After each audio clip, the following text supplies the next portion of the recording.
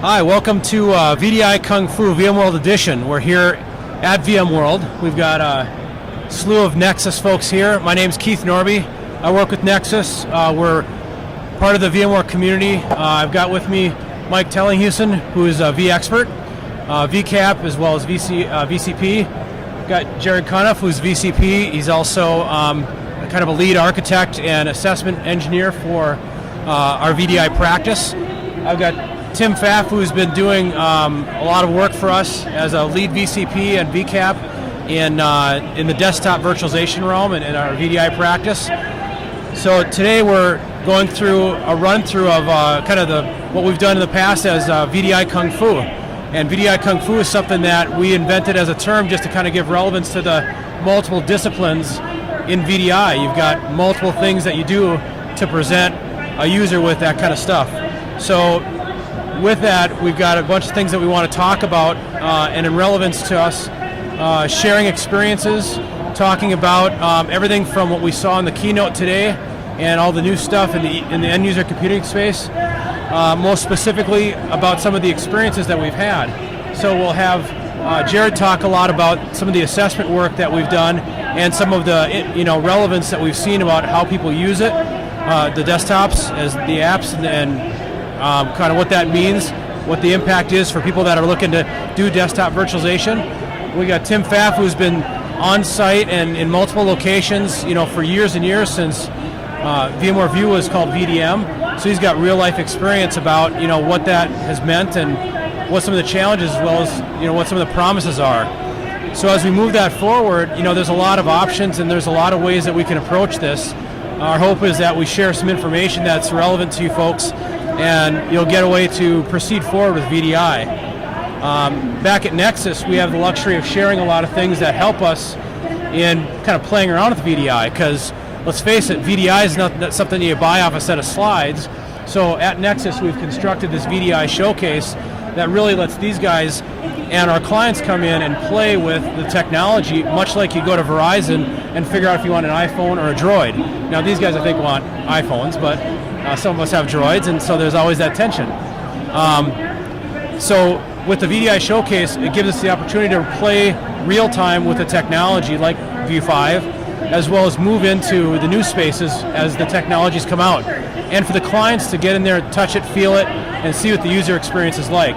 Then on top of that, we have the ability to take these things out to client sites with mobile vPods, and that experience set, I think, is going to be the basis with which we have some of the information that we'll be sharing about VDI and how to be a black belt with VDI Kung Fu. So with that, Mike Tellinghusen's kind of our resident vExpert, and Mike, you've been a fan of View and VDI for a while. Why don't you take us through your segment? Yeah, well, actually, I'd like to start right in with Jared. As Keith mentioned, Jared's heavily involved in the assessments that we do, and I'm wondering if maybe you could just talk a little bit about some of your experiences doing the assessment and what you're seeing. Sure, Mike. Well, at Nexus, for our assessments for VDI, we like to really understand exactly what's going on in the current environment before we actually start designing and architecting for VDI, specifically View. So we like to take a scientific approach. And our assessment tool we use is by Lakeside software called SysTrack. So like I said before, that allows us to really understand your client's current environment before going out and architecting and installing VDI, so we understand what's running there from an application perspective, what's their workloads, so really their IOP requirement, and also the user groups and workloads. So what users are, task workers, what users are power users. Really start to break that down so we can say, okay, some users might be good candidates for virtualization right now, well, some users might not be good candidates for virtualization right now.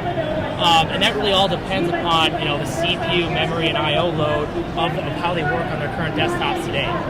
So again, we really want to get down and understand the I/O workloads, because truthfully, the number one problem that we see out there is the IOPs. You can buy SAN, you can buy storage, but sometimes you might need 1,000, 2,000, 10,000 IOPs to be able to actually implement VDI successfully, but you'll need a terabyte of storage.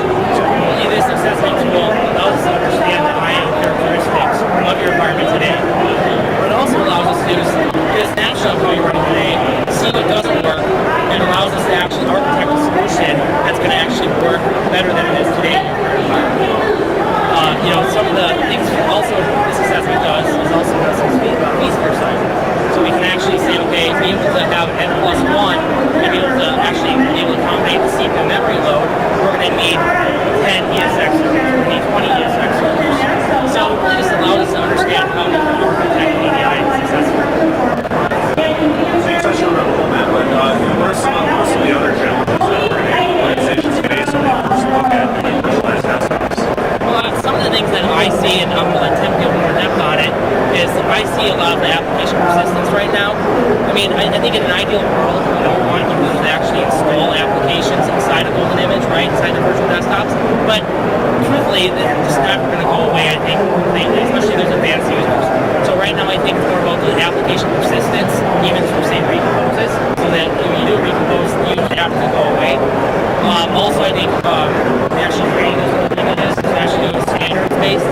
We see a lot of problems with organizations not really having good standards, so that always causes problems. We have to start making golden images to deploy out VDI.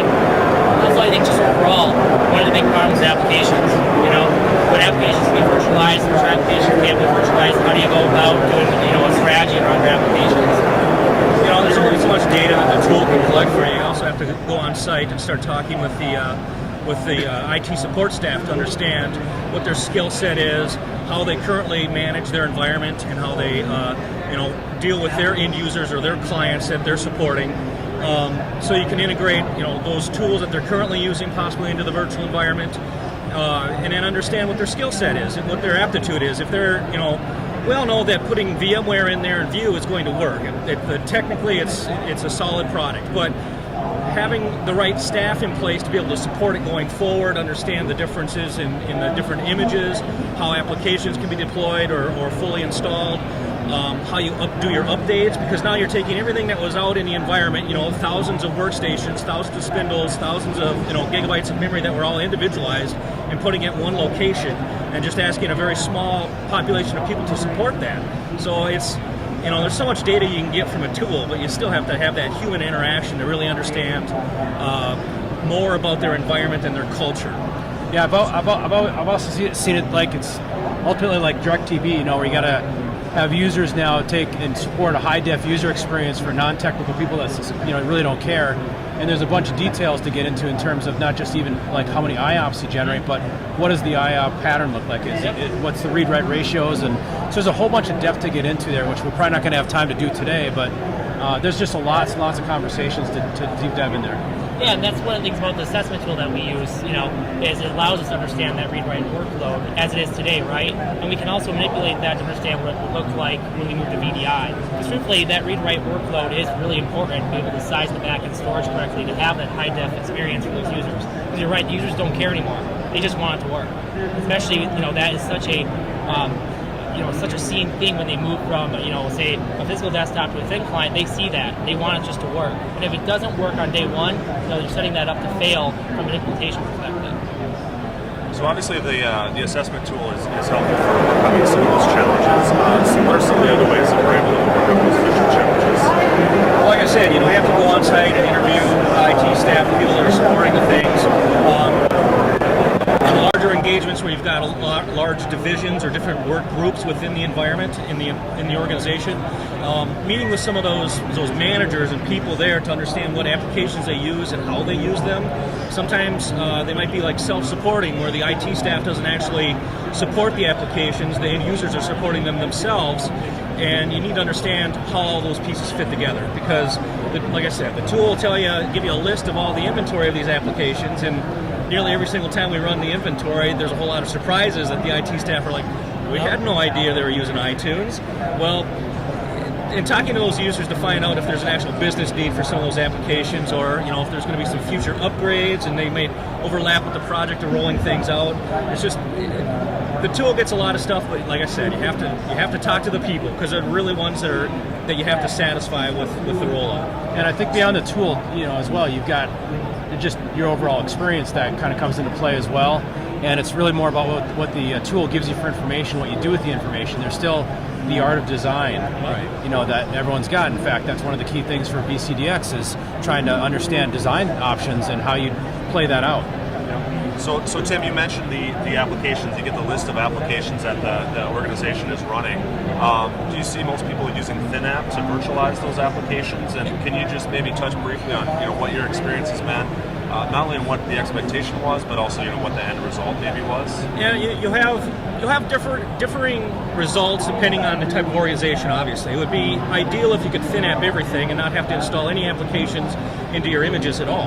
But that's not the case in the real world. So sometimes you have to struggle through trying to ThinApp some very old applications or applications that were wrote by somebody that just they didn't have a standard way of writing it. So it's something old, almost maybe homegrown, and then you have to go through the process of reverse engineering that. If the IT staff isn't intimately aware of every little piece that application is involved with, you're going to have to do a lot of reverse engineering, and that can be a challenge.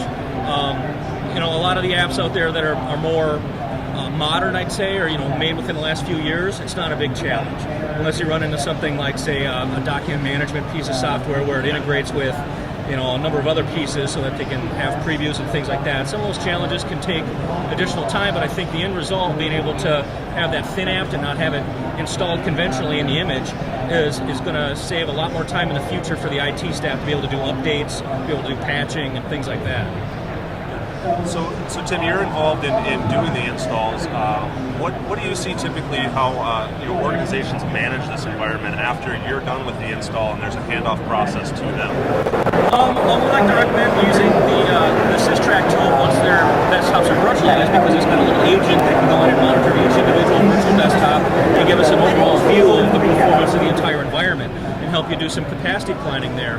And then, of course, managing your base images. If they don't have some Microsoft product in place to do Windows updates, which, if you're using linked clones, I wouldn't personally recommend. But, you got to teach these IT staff how to, load up those base images, do their patches, do their updates, teach them how to, make modifications to the ThinApp packages and rebuild those projects, and redeploy them out to the end users. So it's always good to have tools there to be able to monitor the environment, but once again, it's training and getting the people comfortable with the new way of doing things as far as, a single instance for everybody out there. That's,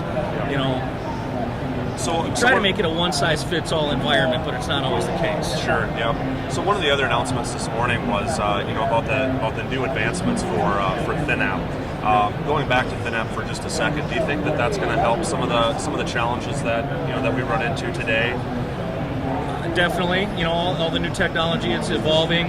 Even though with version 4.6 they made improvements for specific applications that were troublesome before trying to ThinApp them. So I can only imagine that the latest version of it, whatever it's going to be, version 5 or whatever, is also going to have improvements and make it easier to virtualize some of those tougher apps. Sure.